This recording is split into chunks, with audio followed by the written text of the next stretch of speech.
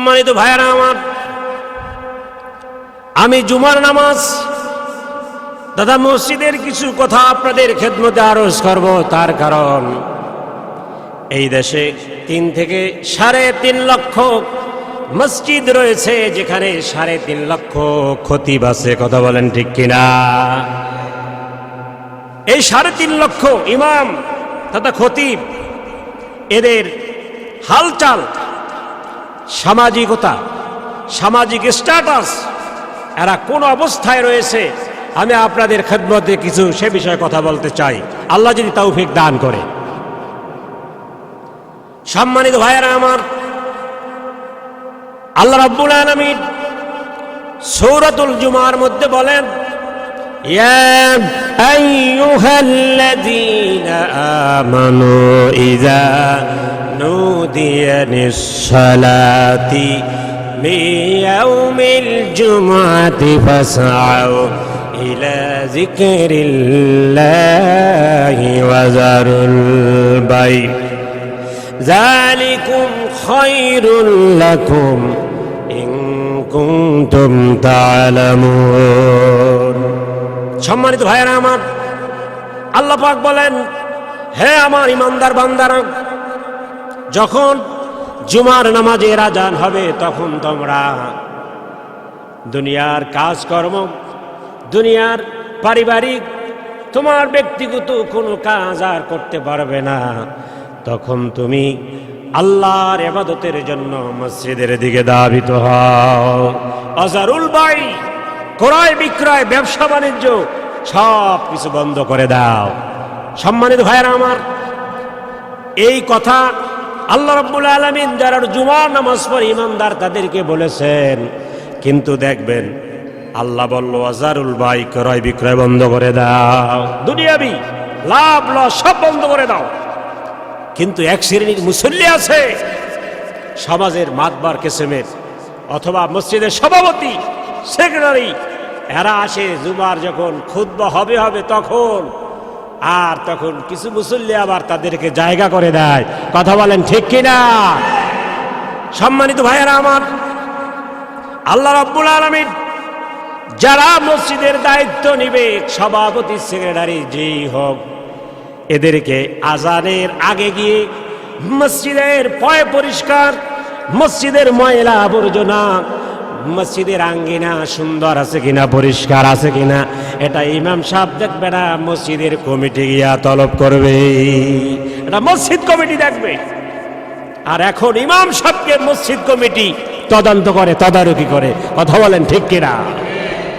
সম্মানিত ভাইয়েরা আমার, আল্লাহ পাক বলল, জুমার দিনে আজানের পরে যারা মসজিদে যাবে, আল্লাহর নবী, বিশ্ব নবী 5টা পুরস্কার ঘোষণা করেছেন। কয়টা? ভাইরা আমার, আল্লাহর নবী বলেন, ইযা কানা ইয়াউমুল জুমআতি ওয়াকাফাতিল মালাইকাতু আলা বাবিল মাসাজিদ ইয়াকতুবুনা আল-আউওয়ালু ফাল-আউওয়ালু ওয়া মাসালুল মুহাজ্জিরি কামাসালিল্লাযী ইয়াহদি বাদানাতান সুম্মা কাল্লাযী ইয়াহদি বাকারাতান সুম্মা কাবশান সুম্মা দাজাজাতান সুম্মা বাইদাতান ফাইযা খারাজাল ইমামু তাউ সুহুফাহুম ওয়া ইস্তামিউনা যিকরা। জোরে বলুন সুবহানাল্লাহ। সংগ্রামী ভাইয়েরা আমার, আল্লাহর নবী বলে, যখন জুমার নামাজের আজান হয়ে যায় তখন আল্লাহর ফেরেশতা, 2 জন ফেরেশতা এসে মসজিদের, ইযা কানা ইয়াউমুল জুমআতি ওয়াকাফাতিল মালাইকাতু আলা বাব, মসজিদের বাবের দরজার সামনে এসে 2টি খাতা নিয়ে তারা দাঁড়ায় যান, 5 জনের নাম লিপিবদ্ধ করেন। আর এই 5 জন ভাগ্যবানের মধ্যে দুনিয়া যত মসজিদ আছে এর মধ্যে 1 নম্বরে ইমাম সাহেবের নাম লেখা হয়। ঠিক কিনা? আর দোষ বলার সময় ইমাম সাহেব ভালো না। সম্মানিত ভাইয়েরা আমার, আল্লাহর নবী বললেন, সর্বপ্রথম যিনি মসজিদে আসবে তার নাম ওই খাতায় লেখা হবে, আর তার আমলনামায় আল্লাহ রাব্বুল আলামিন একটি উট সদকা করার সওয়াব লিখে দিবে। তাহলে এই শুক্রবারের উট সদকার সওয়াব ইমাম সাহেব আর মুয়াজ্জিন সাহেব ছাড়া কে পায়? কেউ পায়? সম্মানিত ভাইয়েরা আমার, তাহলে 5টি পুরস্কার ইমাম, মুয়াজ্জিন, খাদেম 3 জনে পায়। আর যদি বেশি জোর বড় সভাপতি যদি আগে এসে থাকে ইমাম মুয়াজ্জিন খাদেমের পরে, তাহলে সে মুরগি অথবা মুরগির একটা ডিম পায়, আমাকে বরিশাল বলে আন্ডা। মসজিদের দায়িত্ব নিয়ে পায় একটা আন্ডা। সংগ্রামী ভাইয়ের আমার, আল্লাহর নবী বলেন মসজিদের দায়িত্ব পালন করবে যারা ইমানদার নামাজি 5 ওয়াক্ত তারা। বিশ্ব নবী এ ব্যাপারে হুঁশিয়ার করার পরে আল্লাহ রাব্বুল আলামিন বলেন মা কানা লিল মুশরিকিনা আইয়ামুরু মাসাজিদাল্লাহ।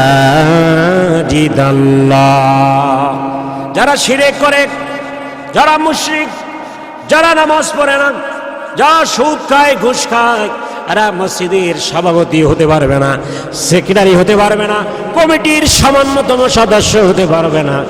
অবশ্যই মসজিদের দায়িত্ব পালন করবে তারাই যারা 5 ওয়াক্ত নামাজ ইমামের পিছনে আদায় করে। কথা বলেন ঠিক কিনা? এখন কি দেখি আমরা? সব উল্টো দেখি। আজ এই তাফসীরুল কোরআন মাহফিলের মধ্যে আমি এই জন্য উল্লেখ করলাম, এখানে অনেক উলামায়ে কেরাম, অনেক সমাজের দায়িত্বশীলরা এসেছে, এজন্য বললাম। কারণ আল্লাহ রাসূল সাল্লাল্লাহু আলাইহি ওয়াসাল্লাম বলেছেন ফিল ফিতানি তালজামু জামাআতাল মুসলিমিনা ওয়া ইমামাহুম। হে মুসলিম সম্প্রদায়, সাত জামানায় তোমরা ইমামকে কেন্দ্র করিয়া ঐক্যবদ্ধ থাকিও। জোরে বলেন সুবহানাল্লাহ। সেই ইমামকে এখন পিছনে রাখে, ইমামকে ইমাম নেতা সাব্যস্ত করে, নেতা নির্বাচিত করে ইমামকে সামনে রাখতে হবে। আর দেখেন সামনে রাখে 10 মিনিটের জন্য, নামাজ শেষ, ইমাম সাহেবের ক্ষমতা দলির সাথে মাটির সাথে শেষ, একদম মাটির সাথে মিশিয়ে দেয়। সম্মানিত ভাইয়েরা আমার, এই জুমার নামাজ হলো মান হাজ্জা আল জুমাতু হাজ্জুল মাসাকিন। গরিব অসহায় মানুষগুলো যখন জুমার নামাজ সেরে যখন বাড়ির পথে রওনা হয়, একদল ফেরেশতা রাস্তার মাঝখানে দাঁড়ায়া থাকে।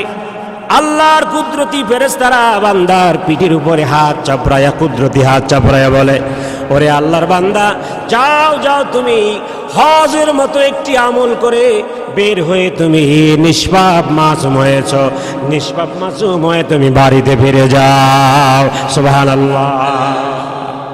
মান হাজ্জা লিল্লাহি আল জুমাতু হাজ্জুল মাসাকিন। এরা মিসকিনদের জন্য, অসহায় গরিব মানুষের জন্য ডাইরেক্ট জুমার নামাজ হলো হজ।